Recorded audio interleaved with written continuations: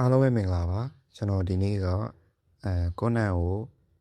ထည့်တဲ့အခါကျရင် error ဘယ်လိုပြလဲ error မရှိအောင်ဘယ်လိုထည့်ရမလဲဆိုတာကိုအသေးစိတ်လေးပြောပါမယ်ဆိုတော့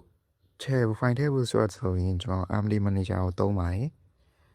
Amelie Manager နှစ်ခုရှိရပေါ့နော်ဘယ်နဲ့ညာနဲ့ကျွန်တော်တော့တိုက်တဲ့ဘက်ကိုယူပါကျွန်တော်ဒီဘက်ယူလိုက်မယ် Android data ပြီးရင်ကိုဆော့မယ်ပတ်ကြည့်ပါရှင်ကိုရှာပါခုနလက်ဆန်တော့ IG fine UE4 game share tracker extra share tracker extra ဒီဘက်ရောက်သွားရင်ကျွန်တော်ဒီကိုဆော့ခြင်းနဲ့ကွန်နန့်ကိုရှာပြီးတောင်းတာပါတောင်းပြီးသွားရင်ဒီဘက်ကတောင်းတော့ပြီးသွားရင်ကွန်နန့်ရှိရဲ့ file ကိုသွားပြီးသွားရင်ကျွန်တော်ကွန်နန့်ကိုထည့်ပါကျွန်တော်အရင်ဆုံးကွန်နန့်ကို rename ပေးရင်နောက်ကျသွားတဲ့ message နဲ့ဆော့သွားတဲ့ message ကိုအင်ပြပါမယ်ဒီကျွန်တော်ဒီဟာကိုဆော့ထည့်လိုက်ပါမယ်ကွန်နန့်ကိုဆော့လေးထည့်လိုက်ရင်ဒီလိုမျိုးပုံစံလေးပြပါတယ်ဒါဆိုရင်တော့ခင်းနဲ့ဝင်လို့မရပါဘူးဒါဆော့သွားလို့ရခေနောက်တစ်ခုပြပါမယ်နောက်တစ်ခုကကြတော့ကျွန်တော်နောက်ကျသွားရင်ဖြစ်တဲ့ error ပါ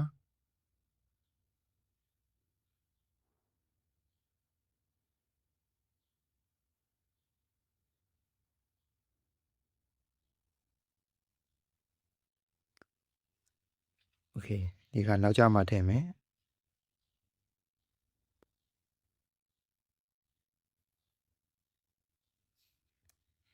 တခါရရင်နောက်အရင်နောက်ကျသွားရင်သူက error message မပြပါဘူးမပြဘဲနဲ့ကွန်နန့်ကအလုံးမလုပ်ပါဘူးအဲကြောင့်မို့ဒီကောင်က right တိုင်းထည့်ပြီးမှပဲအဆင်ပြေမှာပါဒီပါဆိုရင်တော့ကျွန်တော် error မပြပါဘူးupdate ဒီမလာလေးအကြောင်းလည်းဖြစ်နိုင်ပါတယ်နောက်ကျသွားရင်အရင်အားဆိုရင်ဒီလို3စက္ကန့်လောက်နောက်ကျသွားတယ် error message ကပြပါတယ်အခုကဒီသူ့ရဲ့ game pad တွေကလည်းအပြည့်စုံမထွက်သေးတာကြောင်းလို့ထင်ပါတယ်ဒါတော့တစ်ချက်စောင့်ကြည့်ရမှာပါကျွန်တော်တို့ game pad တွေအပြည့်အဝထွက်သွားပြီဆိုရင်ကျွန်တော်ဒီလိုမျိုး content ထည့်တဲ့အခါမှာအဲ့လိုမျိုးနောက်ကျသွားရင် error မျိုးကိုပြပါမယ်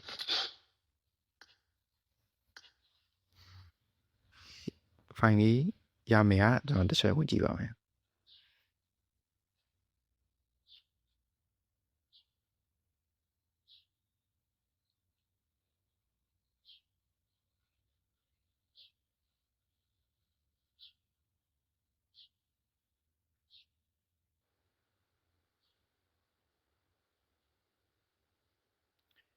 โอเค file ရရတယ်အဲ့ဒါကကျွန်တော်တရားလေးရှင်းပြပါမယ်ဘာလို့ရသွားလဲကျွန်တော်ခုနထည့်တယ်နောက်ကျတယ်ဘာလို့ရသွားလဲဆိုတော့ကျွန်တော်တို့ဒီ path file ထဲမှာရှိရဲ့ဒီ code pad နဲ့ game pad တွေကမစုံသေးလို့ပါတကယ်လို့ဒါ upgrade တွေကတစ်ခုပြီးတစ်ခုထွက်လာမယ် code pad တွေ game pad တွေများလာတဲ့ခါကျရင်ကွန်နန့်ကအဲ့လိုမျိုးနောက်ကျသွားရင် error message ပြပါတယ်အခုနေမှာတော့ error မပြရင်တော့အဆင်ပြေပါတယ်ထည့်ရမယ့်အချိန်လေးကိုကျွန်တော်တရားလေးပြန်ရှင်းပြပေးပါမယ်ကျွန်တော်APK နဲ့ OBB ပေါင်းထားတဲ့လူတွေကကျွန်တော်ဒီလိုမကိန်းနဲ့ဝင်ရင်ဒီလို logo ပေါ်မယ်ဒီလို logo ပါမယ်နှစ်ခုပေါ်ပါမယ်နှစ်ခုမှာကျွန်တော်ဒီ logo မှာထည့်လိုက်တယ်ကျွန်တော်ခုနပြဆိုမျိုး sorry တဲ့အတွက် error message ပြပါတယ်ကျွန်တော်ဒီ logo ရောက်မှသာcontent ကို 1 ဖြတ်ပြီးတော့ okay နှိပ်ပေးရမှာပါတကယ်လို့ play store ကထောင်းထားတဲ့လူတွေတွေ့ကြတော့ဒီလို logo ပေါ်မှာမဟုတ်ပါဘူးဒီလို logo ပဲတန်းပေါ်မှာပါအဲဒါကြောင့်မို့ play store နဲ့ဆော့တဲ့လူတွေကဒီ logo ပေါ်ကနေတန်းပြီးတော့ okay နှိပ်ပေးပါဒီ logo စောင့်ရမလို့ပါဘူးဒီ logo စောင့်တဲ့လူတွေကကျွန်တော် APK နဲ့ OBB ပေါင်းထားတဲ့လူတွေပဲစောင့်ရမှာပါဒါဆိုရင်ကျွန်တော် content ကိုထည့်နည်းအသေးစိတ်လေးပြန်ပြောပေးပါမယ်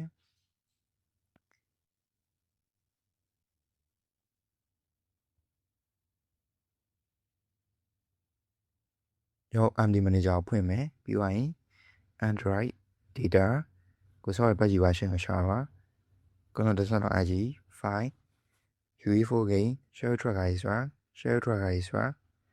ဒီရောက်သွားရင်ကျွန်တော် corner file ကိုတော့ယူပါ download Telegram မှာစိတ်တူတောင်းနေတာရင် Telegram မှာရှိပါမယ်ကျွန်တော်စိတ်တောင်းမနေရတဲ့အတွက် Telegram မှာမရှိပါဘူးအဲ့တော့ကျွန်တော်ရှိရနေရာမှာတွားယူလိုက်ပါတယ်ပြောရင် copy ယူလိုက်မယ်ယူပြီးတော့ရင်ကျွန်တော်ဒီ app ကိုနှစ်ခုခွဲပါမယ်နော်နှစ်ခုခွဲမယ်ခွဲပြီးတော့ရင်ကျွန်တော်1ကို corner ကိုဖိမယ် rename လုပ်မယ်1ကိုပဲဖြတ်မယ် okay မနှိပ်ဘူးပြီးတော့ရင်ကျွန်တော် gain နဲ့ဝင်မယ်